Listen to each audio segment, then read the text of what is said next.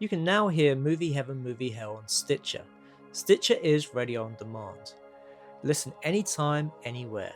Stitcher is an award-winning free app that lets you listen to all your favorite shows, plus discover from 20,000 news, entertainment, and sports shows. You can also create your own custom playlists. Stitcher is available on iOS, Android, Nook, iPad, and in over 4 million car dashboards. It's on demand and it's on the go. No downloading, no syncing, no wasted memory. You can stream your favorite podcasts from Stitcher. Don't have Stitcher? Download it free today at Stitcher.com or in the App Store.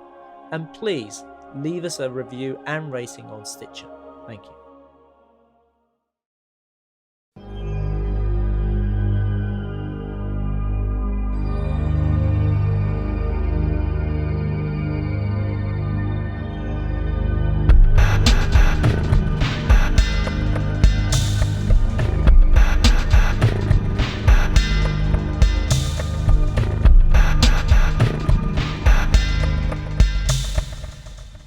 So we were having such an interesting conversation about film versus digital, and we just wanted to get into a bit more. So here we go. We're going to go into film versus digital and what we think.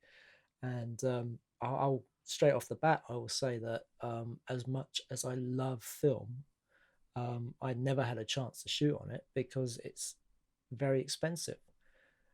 So I've always shot on digital, and I've embraced the sort of the different formats that have come along because at the moment the digital cameras that we have that we're shooting HD and 4K and 6K and 7K and whatever K is coming up next,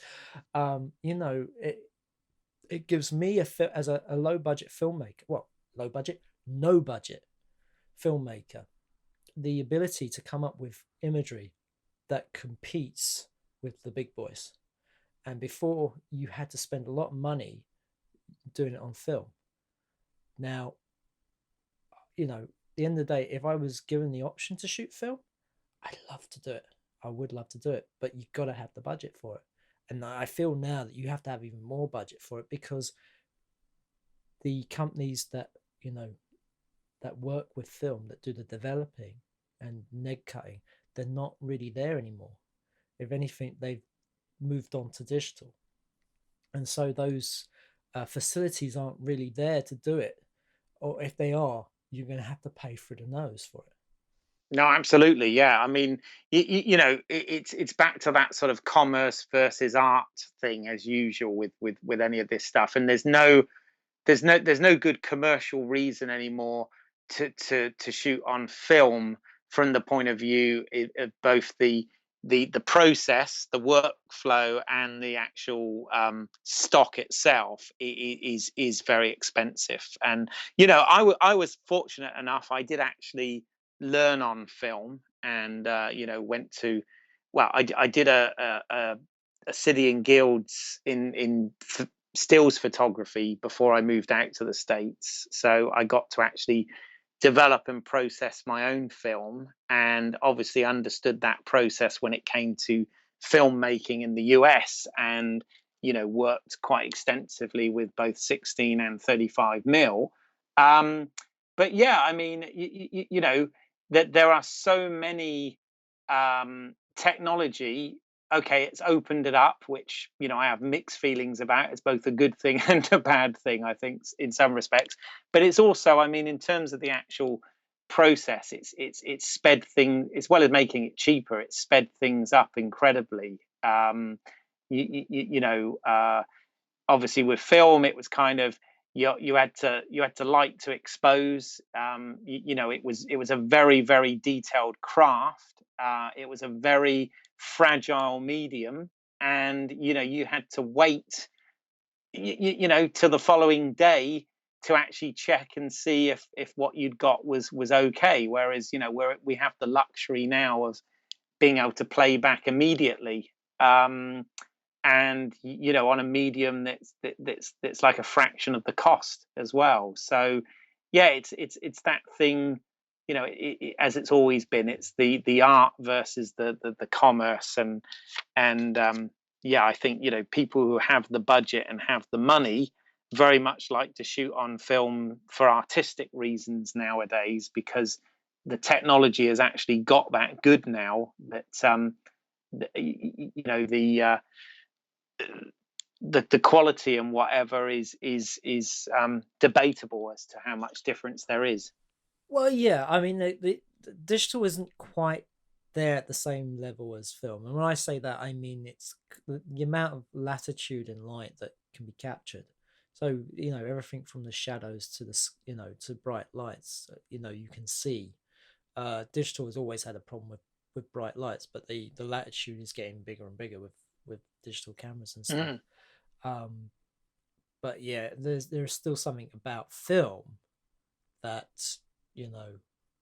it has that it just screams cinema. It just says cinema. Well, I mean, like, obviously Tarantino, who's a massive proponent and very vocal about film, and a big advocate for still shooting on film. But I mean, he's even gone so far as he's got a big problem with the way films are even presented now, in the fact that, again, the whole cinema industry, again, for reasons of consistency and cost and things like that, have completely moved to digital projection in most places now. And Tarantino kind of hates that, because he said it's almost like watching television on a big screen, in a theater, where he feels that it should be running on film and running through a projector and things of that nature. And again, there's sort of, it depends how far you take it, I suppose. Well, let me answer to that. I was a projectionist back in 99, 2000. Back in the day. Yeah. And the thing was, the writing was on the wall back then. Digital was coming. We knew it. And we knew that it meant our jobs. That's why I got out of being a projectionist. It was a job I actually loved doing. Able to handle film and thread it through the projector and everything. It's great. Yeah, I had a friend who did the same, my good friend Gary. And I was fortunate enough. I used to be able to go in the projection booths with him, and these were the days of, they used to load everything onto a platter, so you didn't have to do real changes. Yes, we had the whole platter system, so we would get we could get up to about 10 reels onto one of these platters. I mean, they were huge plates. Yeah. A bugger if you dropped it or it got unraveled, eh? I knew of that happening a couple of times, but we won't go there. Well, yeah, just one small reel unraveling on you was a nightmare. So. Yeah. The problem we have now with digital projection is that there's nobody up there. That it's a staff member pushes a button and off it goes. Now, when there used to be projectionists in the booths, you would always be sure that it was in focus, that it was the correct ratio. Do you remember when we went to see Super 8 and it was the wrong ratio? It was squeezed. Yeah. I went nuts. And what happened was, because they didn't change the lens over, did they? And the gate. That's correct. Yeah. No, it's not the gate; it's the lens, because for films that are in 2.35:1, the anamorphic, they need an anamorphic lens, because on the actual film itself, it's a square. It's a squeezed image. It's the opposite process to when it's shot anamorphic, basically. Exactly. Yeah. I mean, you can use a projector lens, to shoot anamorphic if you want to, and people are doing that at the moment. But if you don't have somebody there, if it misses a cue, because what we would do is we'd have these silver strips we put on the film, and so that was and then we would program it, so every time a silver strip would go through, it would give a different command. So we'd start the projector up, and once it hit the first silver strip, the curtains would open, the lights would go down, sound changes the lens, all that kind of, it was all programmed in.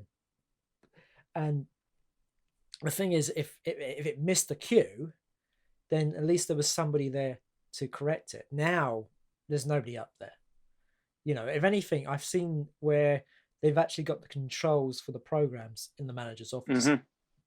It's just off a computer, right? Program 1, off it starts, and there's nobody up there. I mean, I know, again, I can see the commercial reasons why this is done. It's also done very much, for consistency, because there's something quite nice and nostalgic that we think about the when we were growing up in the old days, where you'd watch something on film and there'd be the odd scratch, and you'd see the cigarette burn and all that sort of stuff, right? But obviously, Joe Average that goes to see a movie doesn't really care, and of course they want everything as clean and clear and perfect, a bit like we've gone with television and everything now, as Yeah. high def as possible. um and obviously with a digital format you get that consistency, which obviously film, being a physical thing that runs through a machine, is prone to wear and scratches and fades Yes. and things of Yeah. that nature. So, and it's interesting because, like, the likes of Tarantino, who is obviously a big advocate of that and grew up and has this love for cinema, he goes and makes the film like the Grindhouse movies, where they actually put all of that crap on in post to make it look like old projected film. And it's kind of interesting, in terms of a stylistic choice, but It's true, but I mean, don't forget he did shoot Death Proof digitally right. because he was working with Robert Rodriguez, yes, who's Rodriguez. a big embracer of the. In fact, he's the other one that was kind of missing from the side by side interviews in some respects, because I said, it would have been cool if they'd had like Spielberg, Tarantino, Michael Mann, and Ridley Scott on there as people who have either embraced both, or sat one way or the other. And of course, Rodriguez is the other one, isn't he? Who's got Yeah, complete autonomy, because he's managed to avoid the studio system and everything, which he wouldn't have been able to do if it hadn't have been for the technology, and being able to sort of have that workflow and process in house. So yeah, that's interesting. well, I mean, Rodriguez is he does everything Yes. himself. I mean, he is literally a one man band. I mean, his first book was called Rebel Without a Crew. Which, by the way, is anyone listening to this? I'd assume the only people that tune into these extras are people who are not just necessarily fans of films, but actually filmmaking and have some interest in filmmaking. And I will say that it's obviously dated now because of when it was set and what he made shot on and things of that nature. But Rebel Without a Crew is an absolutely fantastic read for anyone interested in making films. And I don't know about you, Simon, but when I read it, as soon as I cracked that last back page, I just sort of thought to myself, right, I want to go make a movie. It really, really, he's very inspiring, that guy, when he talks or writes about such things. He is, and the thing was, when I read that book, was that when I started, just after, you know, learning filmmaking. So yeah, it was very inspirational, and also the fact that it doesn't matter what the format he was shooting on. It was the fact that he went out and he did it. He went out and did it himself. But what I wanted to say was that that book is kind of like his sort of way of working, the way that he's decided to make films now.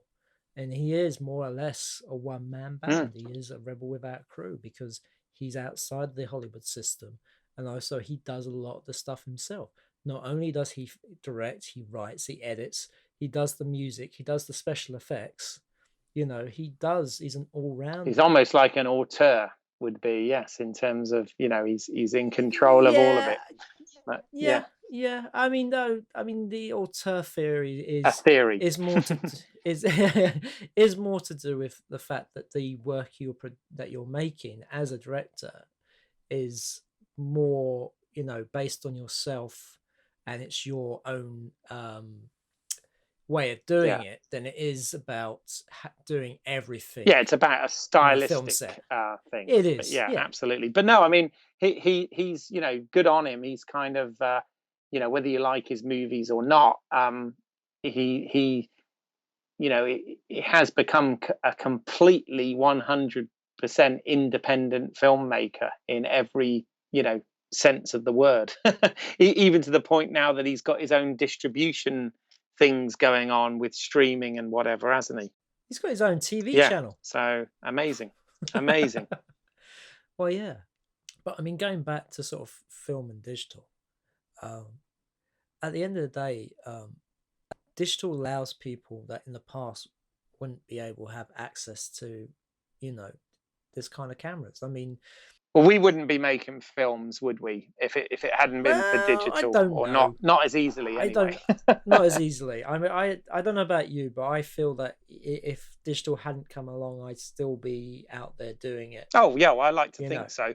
I mean, yeah. the thing is, it's a sort of double-edged sword, because yes, it's opened it up, but what it's also meant is now the competition is even more vast, and that's simply because anyone out there that's got an iPhone and a piece of software on their computer can make a film now. And the trouble is, They can make a film, but is it going to be a good oh film? no, absolutely not, probably. I mean, this has always been the defining thing about filmmaking is, yes, technology opens the doors to many It's a people, but tool. It's only a still, tool. it's a Yeah. tool, and also the fact that certain people can't, are not very good Yeah. storytellers. No, absolutely. I mean, there is certain part of it which comes down to skill rather than something that's taught. I mean, you can learn the basics, but it's what you do with it. It's how you tell the story,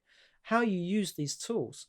That's what is the difference between, I don't know, a Scorsese and UA Boll. Yeah, no, exactly. No, no, I agree. I agree 100%. I think the challenge is, and I think I may have said this before on a podcast, and it sounds slightly negative, and I don't mean it to be, but the challenge is now is actually getting the stuff seen, because or should I say, getting the stuff seen by the right people.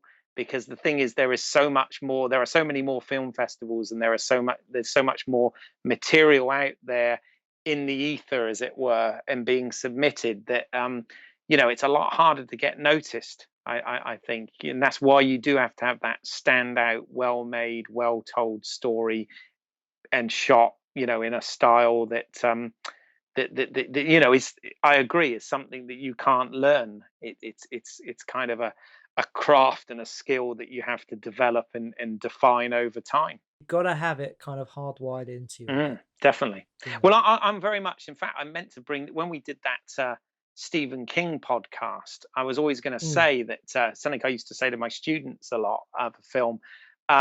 Stephen King wrote one actual book that wasn't fiction, and it was called Stephen King on Writing. I don't know whether you've read it. I read it, yeah. Yeah, I've read it as well. Very interesting. It's sort of half biography and half, theory on writing. And the first line in it is, he says, "If you want to write, you must read." And I've always kind of said that also applies, I think, to filmmaking. If you want to be a filmmaker, if you want to be a director, you need to go out there and make films. So you need to go out there and watch films, should I say?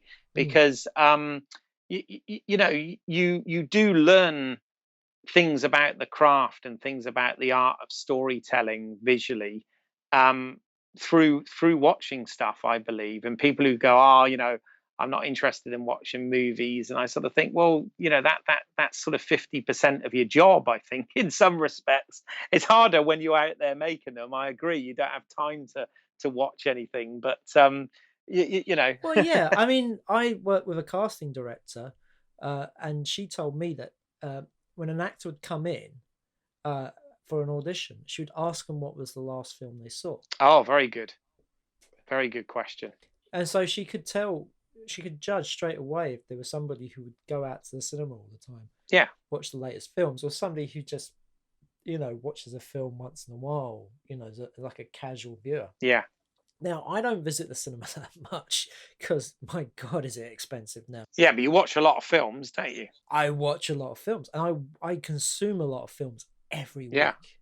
Even if I wasn't doing this podcast, I mean, I consume a lot of films. But there's a lot of platforms to see stuff now. And also, when we started doing these podcasts, particularly if it's movie hell stuff, there's often films, and I think to myself, oh my God, well, and CEX, and I'm not working for them, I'm not on commission or anything here, but CEX, which, there are other or second-hand all right, DVD shops secondhand DVDs, available. but you can pick stuff up for like, I mean, I've picked, because my Insomnia Blu-ray wasn't going to arrive in time, I picked up Insomnia for £1.20. Yeah, and it's a DVD. It's in a decent copy, and it's got loads of extras on it and everything. And so you don't have to spend a fortune nowadays and No. obviously you can exchange and get money back, and trade those films in for other ones and things of that nature. So there's yeah, people who sort of say, oh, I don't watch movies because it's too expensive. I understand that argument from a cinema point of view, but it doesn't mean that there's not other legal ways of watching films. Oh, I mean, there's so many venues now. I mean, video on demand, Netflix, Yeah, Amazon, Sky, yeah, just normal Freeview. I mean, the amount of films that get shown now because there's so many channels on yeah, Freeview. We're talking in Britain. I mean, in America, there's even more yeah. channels, and so there's opportunities to watch films. And I'm always sort of looking for films I haven't seen. I mean, this week I watched Walker by Alex Oh, Cox. right. Yeah, how is that? I've not seen that. It's interesting. Okay. It's certainly a very different film. I'll have to watch it again, but Okay. it's very I would say avant-garde a bit, Nice. but not so much up its own arse that it's not something enjoyable to watch. I think Ed Harris in it is brilliant. He's really good and it's based on a real life character. Right. I mean, this is one of those things. I always say this as well. What, film is that sort of thing. As a fan of films or cinema or whatever, you're never ever catch up on, because there's so much out there, Yeah. and there's more being produced all the time. Not necessarily good, but there's stuff. So by the time what with film, television series, things that get released on demand, whatever, um plus revisiting old stuff and watching classics and whatever, that this is why I'm really glad I'm not into video games, actually, because if I was into that as well, I'd probably never leave the home and would become bankrupt or something. But it's there's no need to say you'd be bored anymore, because there's a lot of stuff out there. Yeah, there's a lot of entertainment to take up your time. Indeed. But it's interesting that you said TV because I did see a TV show and I'm sure you haven't seen it, but I watched the latest series of Project Greenlight. Oh, okay. Now, for those who don't know, I'm sure Project Greenlight is a TV series developed by Ben Affleck and Matt Damon, and they've done four. This is the fourth Hmm. series, and the idea is that they take an unknown filmmaker and they make a feature film with him, and they document the whole process. God, I'd love to be on that. I think most people Yeah. will. So this year, it was a comedy being made by HBO, and the chap who got picked, um, he's a big advocate for film. Okay. That's why I bring this up. So I have to say they picked this guy because they felt he was a real filmmaker, that he had a voice, that he had a talent, and that they were and compared to everybody else, that he was somebody who was very different. It wasn't He was doing his own thing, and having watched his entry, I thought that I couldn't see it. I couldn't see what they saw, but that's what they were saying. So they picked him, and the first thing he wants to do is he wants to sack the writer, All right.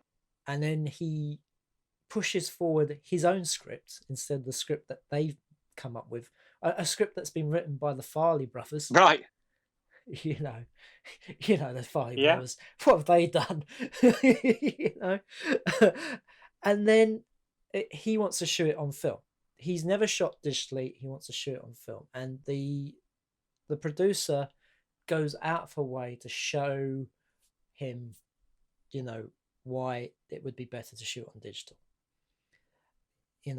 talking about time setup, the ability to shoot more, all that kind of Yeah, the stuff. fact it's more malleable as well in many Yeah, respects, when you get into and post. he was very blinkered, Hmm. and there was a lot of problems on set which could have been resolved if he paid more attention to him and wasn't sort of he was kind of locked up into his vision. It's interesting when people talk about, oh well, he compromised his vision or this stuff. This guy wouldn't compromise one bit, and it affected the whole production. So so he wouldn't bow down on 35 mil. He wanted to shoot on 35 mil, and he went round the back of his producer to Ben Affleck, and he convinced him to convince the guy at HBO for him to shoot on film, and he got his way. Wow. And that was the that was the amazing thing, was he stuck to his guns and got his own way. But the guy head of HBO said to him, right, we're going to give you the extra money to shoot on film. We have one condition: you have to meet your first week of filming. If you are behind schedule, we're going to digital. That's fair, I would say. And then he said, you can shoot 35, or if you shoot digital, we'll give you 2 more extra days of shooting. Now the producer was like, wow, 2 days of extra shooting, that'd be great, But no, he had to go with 35 mil. So what ends up happening is that they have this stunt, which he wants a car to flip over on a road, but they just don't have time for it. And so in the end, they go for it's just like a side-on crash. Somebody goes into a back of the parked car and not much happens. And of course, it doesn't look great. A flip would have worked a lot better. But they didn't have the time because he was so blinkered about shooting on 35 mil. It had to be on 35 mil. Now, the film has been shown on HBO now. And I haven't seen any reviews of it, to tell the truth. I don't know what people's thoughts of it are. But it is kind of interesting where you're given a choice, 35 mil or extra time. And you're on a tight deadline anyway, tight Yeah, schedule. I mean, there's never enough time. There's never enough time. So, Keith, if you were in the same position, what would you have gone for? Tricky. That's a really good question. Because I'd absolutely love the opportunity to shoot on film. 35, that would be amazing. However, like we've just said, there is never enough time. So, I think a lot of it would depend on, for me, on who the DOP was, because I think a director's biggest what's the word I'm looking for, in terms of support, biggest ally could on a production could be. I know, but I just want to know what your answer would be on this, because you could have all these other factors in there, but at the end of the day, you have an opportunity to shoot on 35 mil, or you get 2 days extra of filming. Which one do you pick? I think actually, being put on the spot like this, if I had to make that decision now, I'd probably go with the 2 extra days. Yeah. And the reason being,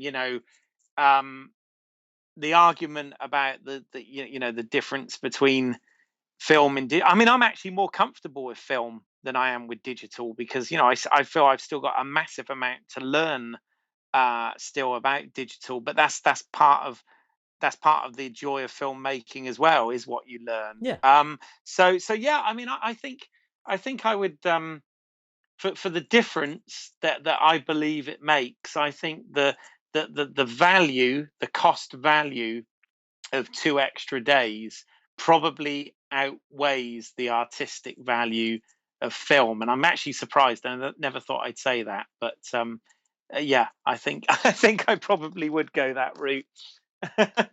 Well, yeah, because I mean, I'd go the same way, because Yeah. 2 extra days. I mean, as I say, I would love to shoot on film, and Yeah, no, it may absolutely. happen. It may Yeah. not. We don't know.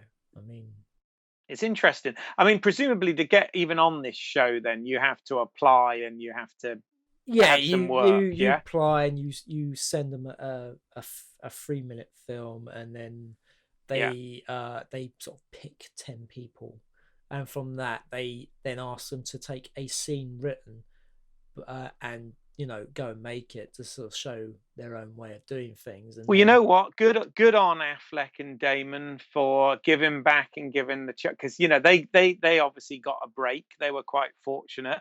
I think they're both talented. I actually think Affleck, is actually a really really good filmmaker. I yes, mean, the yeah, films he's directed so far, I think, have been really really good films, and I'm very envious of him both as an actor and a filmmaker.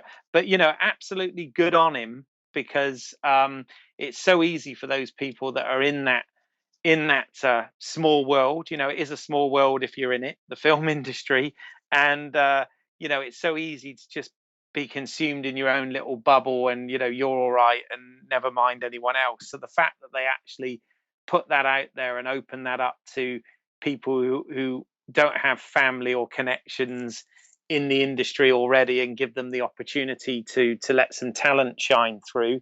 um I'm major impressed with that. Yeah, and I am. I mean, I'm aware of the show. I've never actually watched it, to be fair, but good on the guys for doing that. well, if you have the time, you can find series 3 on YouTube.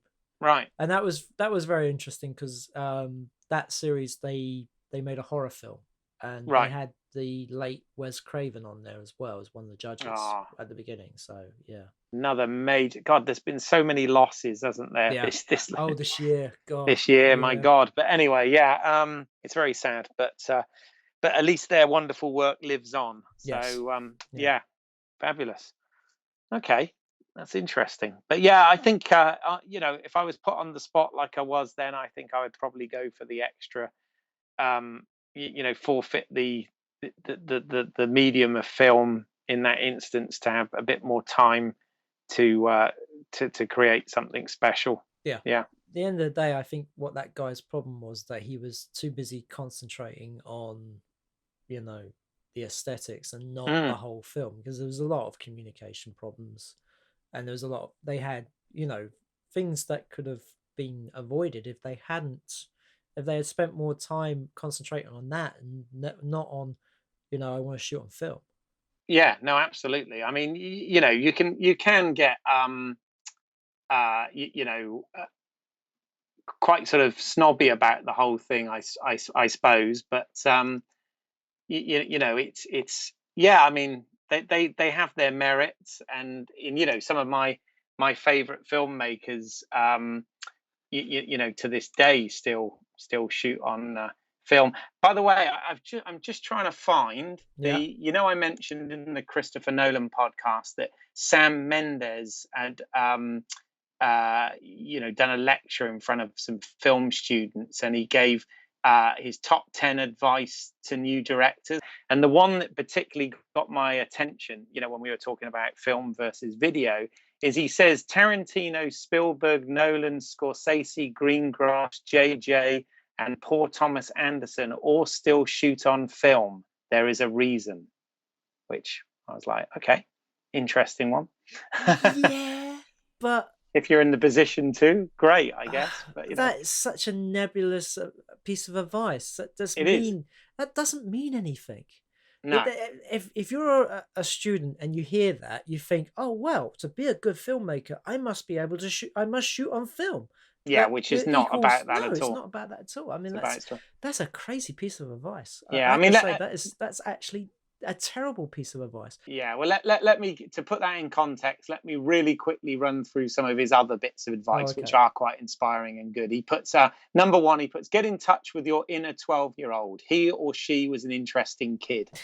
I think we can definitely relate to that. Yeah. Number two is, you can only ever point the camera at one thing at a time. Advice number three is, you are playing roulette with someone else's money. If you're going to bet it all on black, you need to be able to explain why. Okay. Point four is, making an action sequence is only interesting when you're in the cutting room. Up until then, it is literally the most tedious thing that you'll ever do. Number 5, I like this one, is on the day, be prepared, but also be prepared to make shit up. Yeah. Number 6, when you're choosing for collaborators, do not listen to people who tell you, yes, but I've never done a big movie. If they are any good, they will learn, just like I did. Yeah. There you go. Yeah. Number 7 is you need to learn to tune out white noise. You cannot please everyone, which is fair enough. Then the number 8 was the one about film. Number 9, you're trying to surf the big waves, so be prepared to be wiped out. But when you catch it, it feels like nothing else. Well, yeah, I'm sure. And number 10 is when you get excited, don't be afraid to leap out of your chair and sing the Bond theme. Well, I think he probably said that one to get a laugh. Yeah. Yeah. Well, I say with that last one, the role of a director on set is to be the audience. Yes. And I think this is where people kind of get this role wrong, because they feel it's their role to criticize. When at the end of the day, yes, if it's then it's the role is to guide them.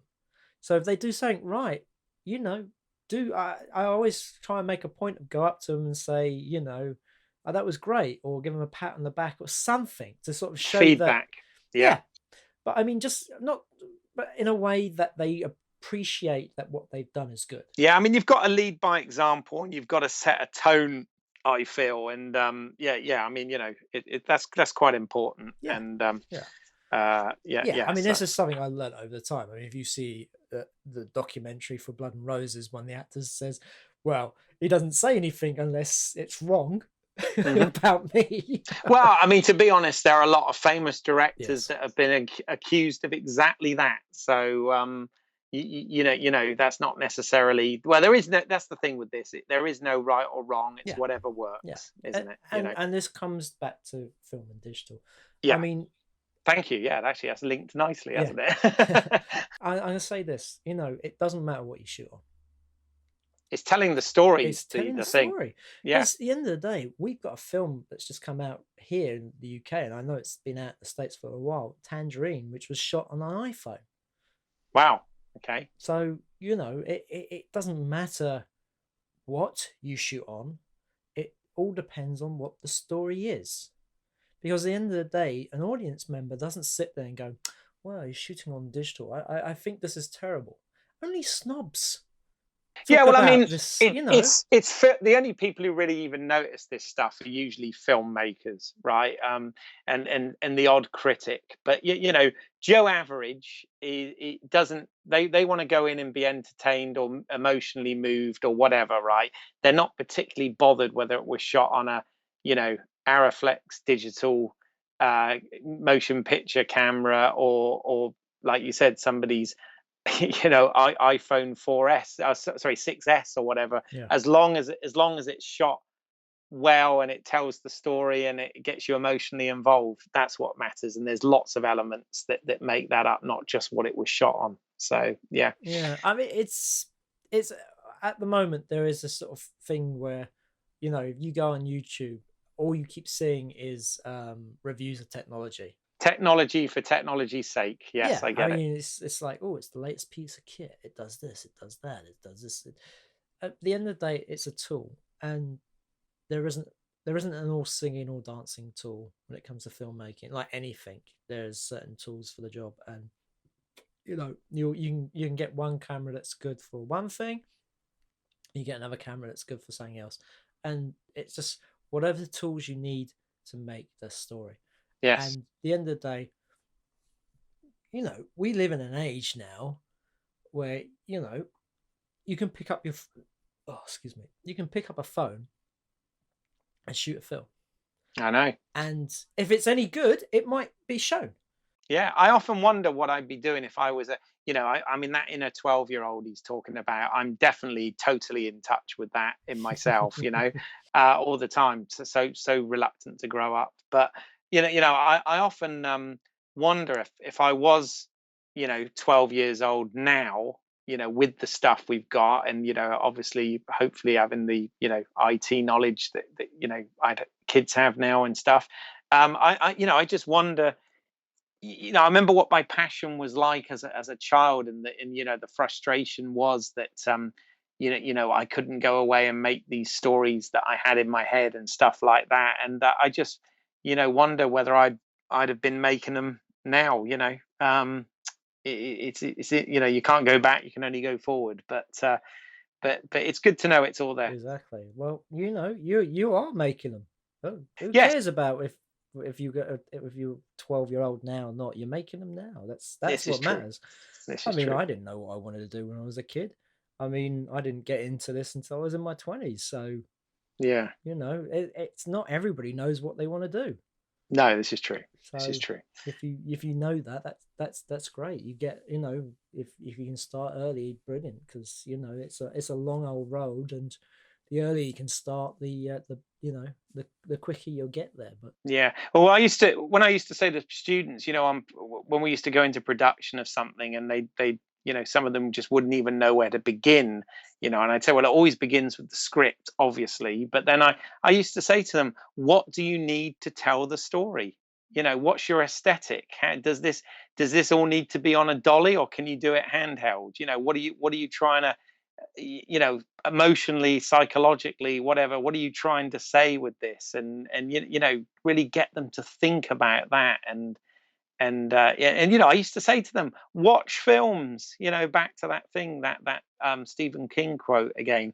you know Watch films, watch stuff, because you learn why things are done a certain way. And yeah, there's no rules, but there's reasons sometimes why these things are there. And it's about best working practices and professionalism, and all of those things that shape the craft. yeah, and also I don't know about yourself, but I've been on shoots where they stick a camera on a dolly and never do a dolly Oh shot, yeah, God, tell me and about it. you wonder what the point of having a dolly. Or recently, I was on a shoot where they had a movie, and they didn't move around with it at all. They literally used it as a tripod, and so that poor operator's arms at the end of the day.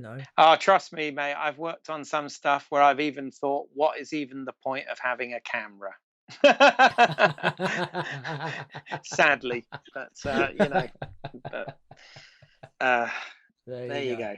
But Well, I think we'll finish this conversation here. I yeah, think, yeah. But on a positive yeah. note, sorry, because that wasn't a positive note. But no, yeah, do it. Do it because you love it, and embrace what's available. I think look at whatever you've got, from Yeah. kit to people to locations to whatever, what you have available. What you don't need to pay for, and shape your story or whatever interests you around those things. I would say, like just like you've been doing with your project. you know Oh, thank yeah, you. it's good. Well, just turn your weaknesses into strengths. Absolutely, that's when you come most creative. Yes, If you don't have any sound equipment, make a silent film. exactly. So don't let the lack of kit be a barrier to being creative. Yes, yes, we haven't all got the tools that Michael Bay's got, so so or Christopher Nolan. There you go, that's a better example. Yeah, yeah. Nobody wants the tools that Michael Bay's Ah. got. So we shall end in our usual manner. So, Keith, where can we find your work? Yeah, well, if you want to see what I've done with my limited tools and resources and finance, then go to YouTube, go to British Isles, Eyles.